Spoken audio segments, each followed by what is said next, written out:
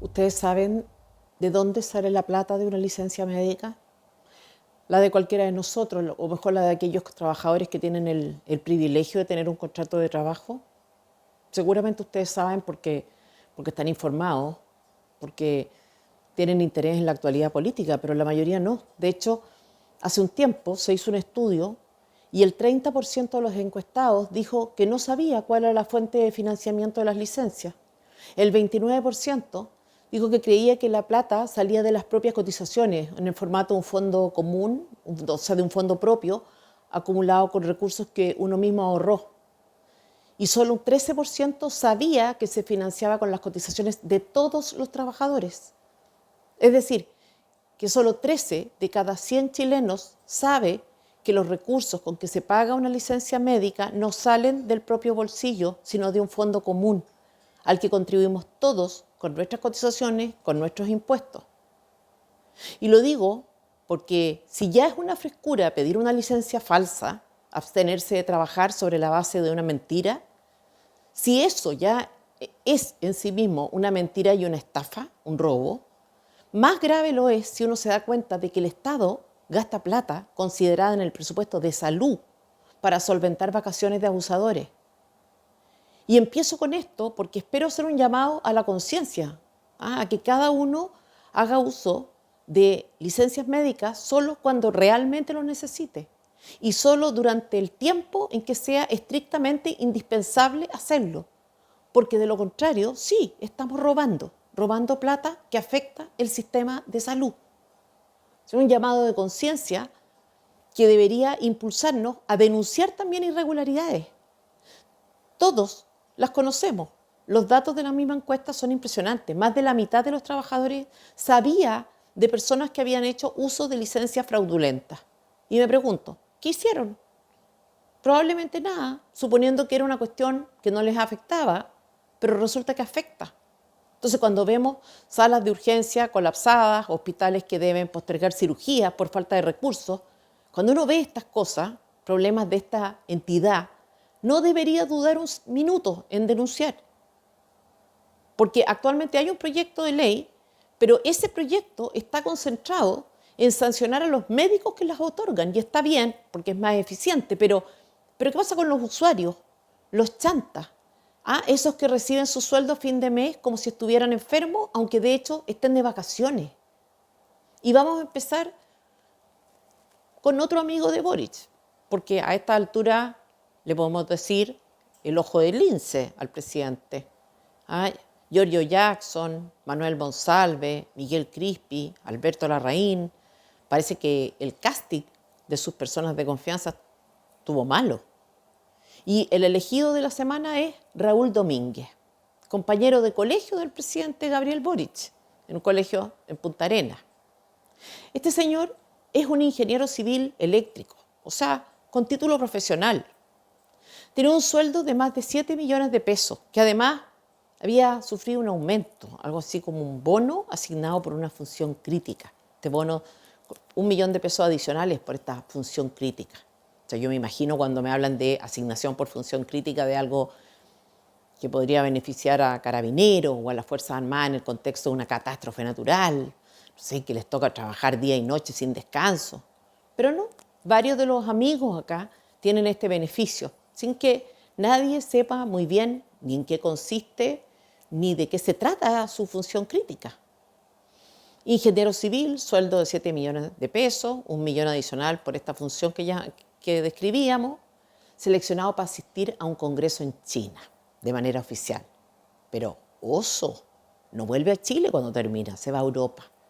Y no se va de cualquier manera, no se va usando las semanas que le tocan de vacaciones, se va con licencia médica. Pide licencia para seguir recibiendo ingresos sin gastar vacaciones. Último, pero último de ordinario.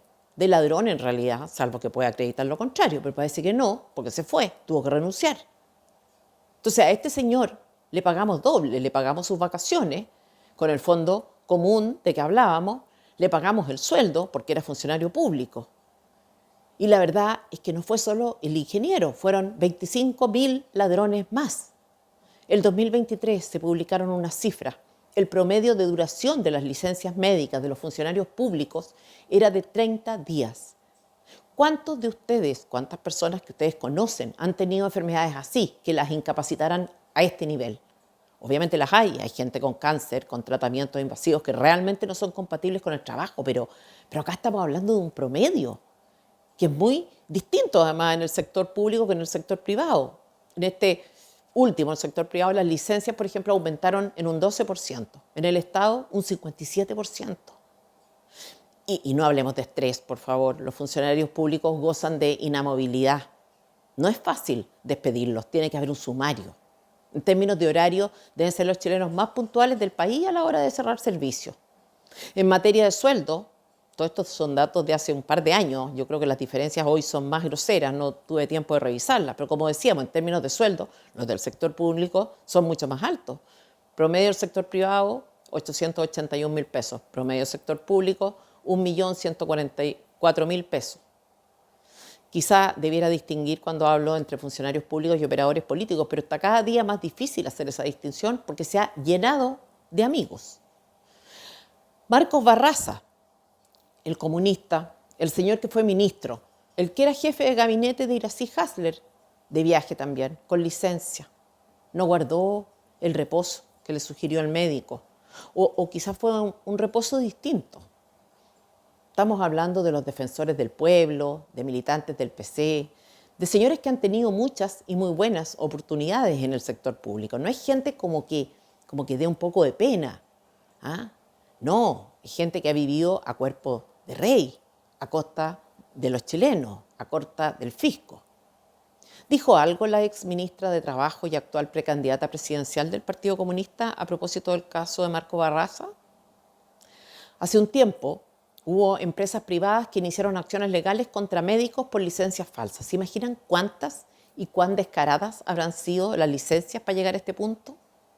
Me refiero a Subus, JBA, ICB y Aristía.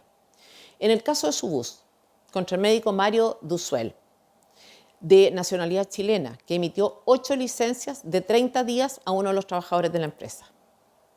Contra Jonathan Charris Hernández, nacionalidad colombiana, que entre 2018 y 2023 emitió 384 licencias, solo entre los trabajadores de Subus.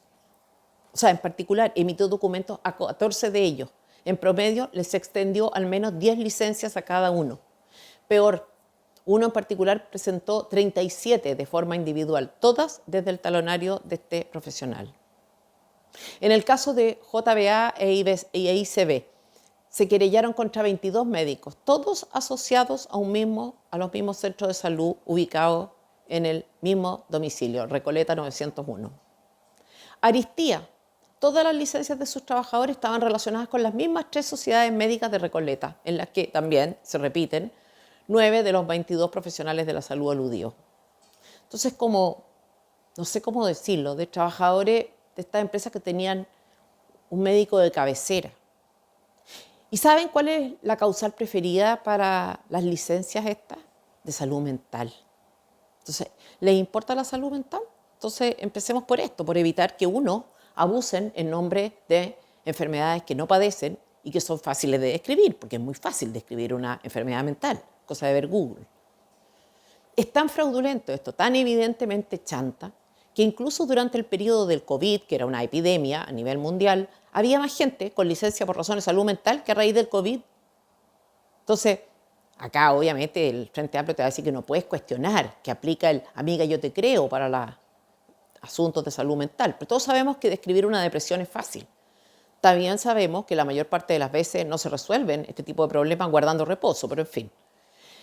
25.000 funcionarios fuera de Chile mientras estaban con licencia médica solo en el lapso de un año. Estamos hablando de una investigación que hizo la Contraloría mediante un cruce de datos de la Policía de Investigaciones, el registro de funcionarios y las licencias médicas otorgadas. Y como es obvio, esa investigación que se lleva a cabo, porque la situación estaba siendo grotesca, no es que doña Dorothy sea adivina, debe haber habido, me imagino, muchas denuncias. De hecho, en un mismo periodo salieron y entraron al país 1.200.000 funcionarios públicos, 35.000 licencias médicas con un promedio de reposo de 17,7 días. Reposo. Hasta hay un caso simpático acá, el de un señor que se auto-otorgó una licencia. En fin, y hay 3 entidades en que la cueca ya es 2.280 licencias en la Junji. Esto es una locura. Fundación Integra, 1.934 licencias. Pero yo creo que lo mejor es la solución del gobierno, es realmente genial, es aumentar la burocracia, es crear organismos públicos, es contratar más funcionarios públicos para que los funcionarios públicos que abusan tengan control de otros funcionarios públicos. Entonces, esto es como si lo ocurrido fuera algo que no se pudiera evitar. Hacía falta un comité. Si no fuera por eso, esto no habría pasado. Como si no hubiera mecanismos de control disponibles, los hay. Hay un proyecto de ley, como decíamos, en fase de aprobación presidencial para tratar este asunto. Está la Contraloría para cursar denuncias e investigar, de hecho, así fue en este caso. Hay gente a cargo de los servicios, compañeros de trabajo. Pero las funciones del comité son articular con diversos servicios del Estado para establecer lineamientos comunes sobre el monitoreo del ausentismo. Ya está hasta el lenguaje acá. Entonces hay que establecer lineamientos, porque no están claros. ¿Cuáles serían esos? No pedir licencia sin necesidad. Punto.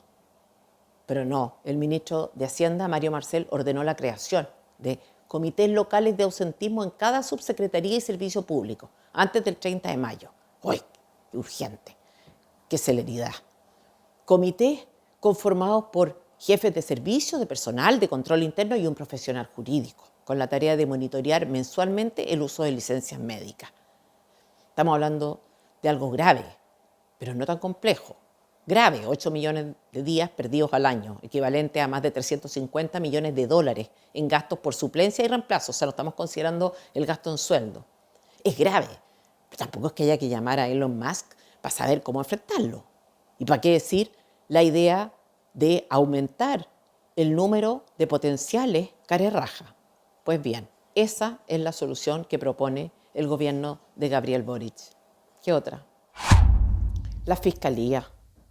En su apelación ante la Corte Suprema contra el fallo de la Corte de Apelación de Antofagasta que declaraba ilegales las escuchas al teléfono de Josefina Uneus, la Fiscalía alegó, entre otras cosas, que el fallo en cuestión hiciera consideraciones políticas.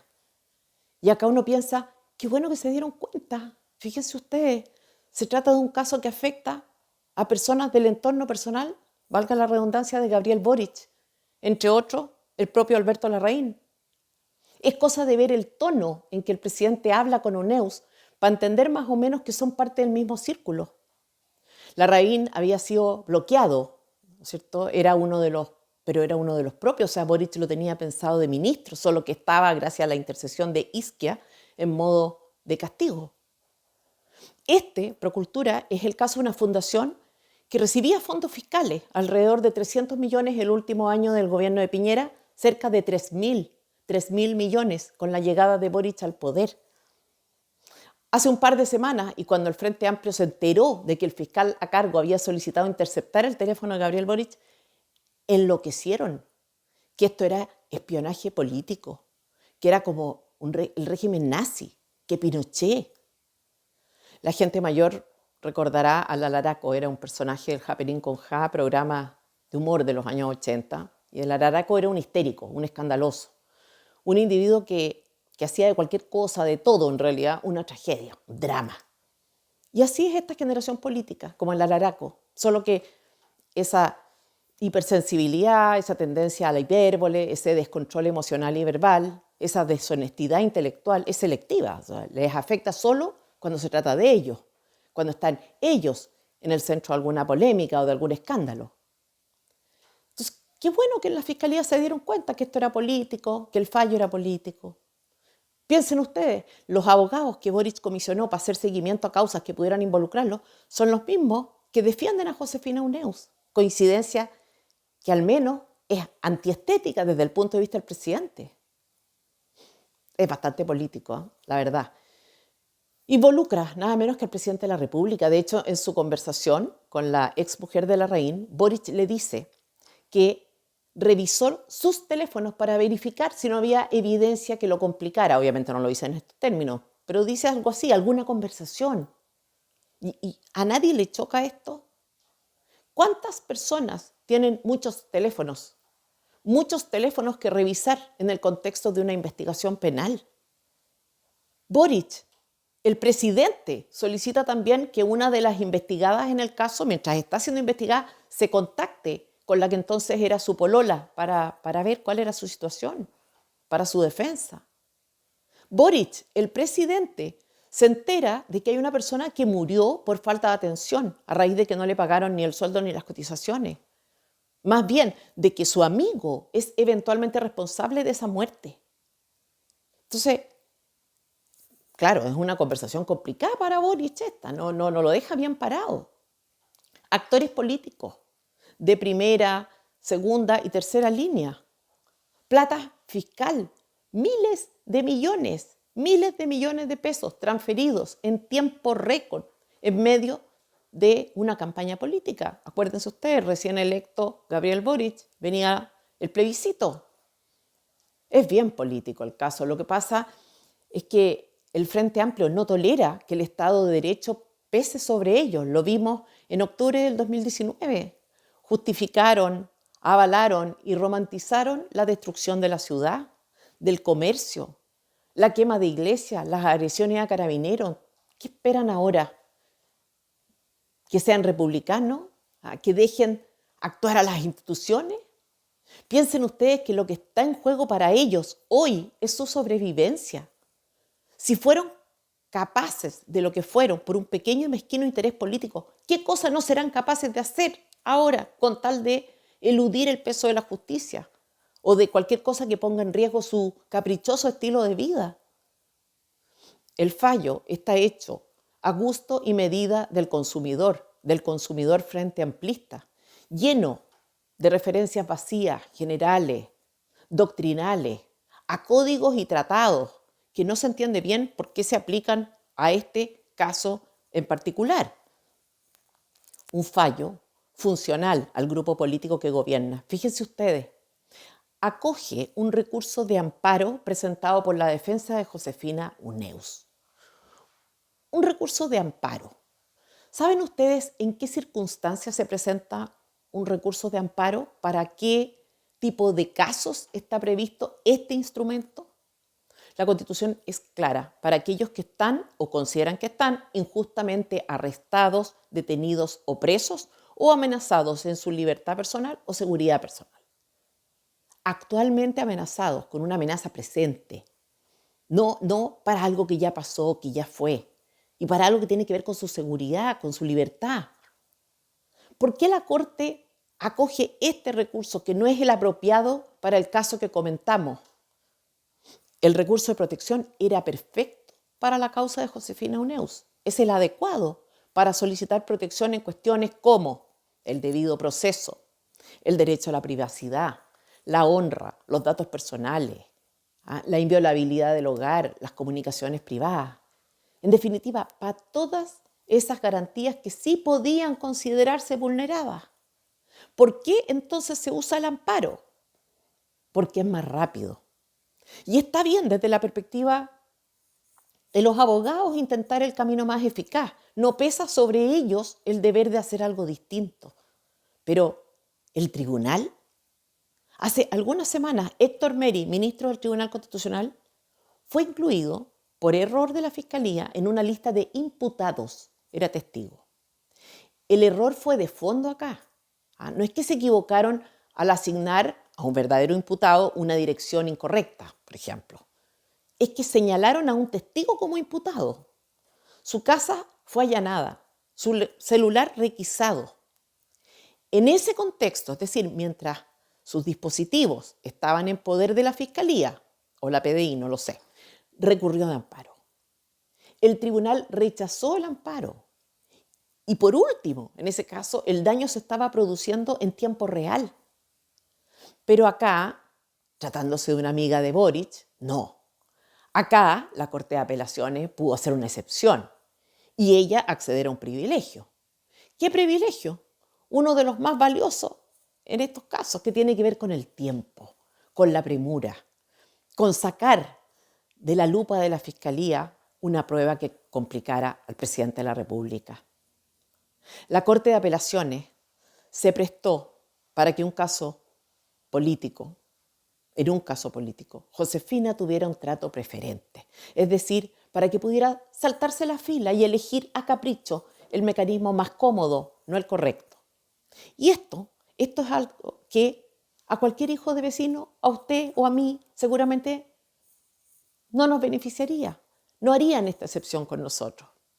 Y no hay que olvidar que cuando estas argucias se toleran o se validan, se consagran finalmente. Y se consagran en perjuicio de personas. Acoger el amparo, situar a alguien que no estaba siendo víctima de escuchas, que no estaba sufriendo en acto vulneración alguna de sus derechos, al mismo nivel que alguien que está siendo, por ejemplo, injustamente privado de libertad, significa un perjuicio. Y eso con argumentos que dan risa, además, porque dicen que el bien protegido no es la libertad o la seguridad en su sentido primario, pero sí derivado. ¿Qué libertad personal de la señora Josefina Uneus estaba siendo coartada con un hecho que ya pasó, para empezar? ¿Qué amenaza pesaba sobre su seguridad? Obviamente ninguna. Criterios políticos. Esos fueron los que se usaron en el fallo, políticos y descarados. Y el argumento de que esto haya ocurrido en el pasado no basta. No hay derecho a que el abuso de los tribunales se convierta en argumento o sustento de abusos nuevos. Entonces, la Fiscalía, el fiscal nacional, tienen razón cuando cuestionan las consideraciones políticas que hace la Corte de Apelaciones. Pero era precisamente ese punto, ese aspecto, el político, el que debían tener en consideración antes de apartar a Cooper de Procultura. Es un argumento de contexto. Presiones de la clase política, no solo para trasladar la causa, sino para remover a un fiscal. ¿Se pueden obviar? ¿Se deben obviar? Entonces, yo creo que no. ¿Significa esto incurrir en el error que se critica de politizar? Tampoco. O más bien, depende de la naturaleza y gravedad del eventual o posible error que se hubiera cometido. Resistir la presión significa dejar en claro, dar una señal potente en términos de autonomía. Significa hacer presente que en la persecución del delito prima la institucionalidad y que un error determinado no basta para apartar y menos remover a un fiscal. Porque incluso si hubo un error, hay razones, en mi opinión, concluyentes que demuestran la buena fe. El celular que se incluyó en la lista de los celulares que se solicitaba interceptar, se incluyó bajo el supuesto de que pertenecía a Alberto Larraín, principal imputado en la causa. Ese error se produjo sobre la base de información de Equifax. Y si Equifax es una fuente estimada confiable por la Fiscalía y que habitualmente se considera en este tipo de investigaciones, habrá que revisar entonces los criterios, pero no cuestionar al que obra conforme a la práctica habitual o normal de la institución. Entonces algunos dicen, ok, se equivocaron, pero en cuanto notaron que no se trataba del celular de Larraín, debieron suspender las escuchas. Ok, ¿y quién hizo esas escuchas? La PDI. Si hubo algo así como escuchas ilegales, y a sabiendas de que no se trataba del celular de la persona indicada, habría que formular preguntas a la policía. ¿Cuánto tiempo tardaron en notar el error? ¿Qué hicieron una vez que esto ocurrió? Pero como sea, son preguntas para la PDI, no para Cooper. De hecho, en el momento en que Cooper se entera de esas escuchas, de que el celular no correspondía a Larraín, presenta, 2 días después de recibir este correo con la información de parte de la PDI, un escrito al Tribunal de Garantía transparentando la información y señalando las conversaciones obtenidas en ese contexto de error. Entonces, ¿por qué lo hace? ¿Por qué no procede, por ejemplo, a ordenar la destrucción de la prueba? Primero, porque es el fiscal y su foco de atención está puesto en la persecución del delito. Y por tanto, el órgano competente para determinar si procede o no continuar con la interceptación es el tribunal. Entonces, ¿por qué habría que exigirle a él que actúe en este sentido como juez y parte? Pero hay más, porque los hallazgos son relevantes. porque el tenor de las conversaciones de Josefina Uneus no es el que uno espera o considera a primera vista propios de un simple testigo. Su conocimiento de los hechos, de la situación interna de Procultura, de eventuales acciones constitutivas de delito, de eventuales también delitos contra la vida de una persona, justificaban incluirla en condición de potencial encubridora de los hechos. Ya no era un testigo y pretender lo contrario es completamente artificial. Entonces, alguien puede decir que se llegó a esa conclusión a raíz de un error, es lo que habría que determinar. Pero independientemente de su estatus oficial, de si Cooper dijo explícitamente o no que era imputada, es bien obvio que tanto él como el Tribunal de Garantía lo entendieron así. Y lo entendieron así no por la vía del automatismo, sino del contenido de sus propias conversaciones. Como decíamos en una columna de esta semana sobre este caso, el contenido del hallazgo no es menor. No son chimuchina política, no son intimidades.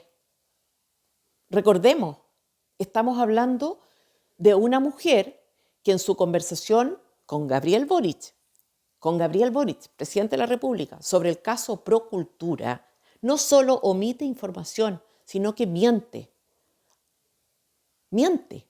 Esto le dice al presidente ella, Josefina Uneus, sobre Alberto Larraín, su ex marido. Le dice, yo creo que no ha cometido delitos que lo vayan a llevar preso.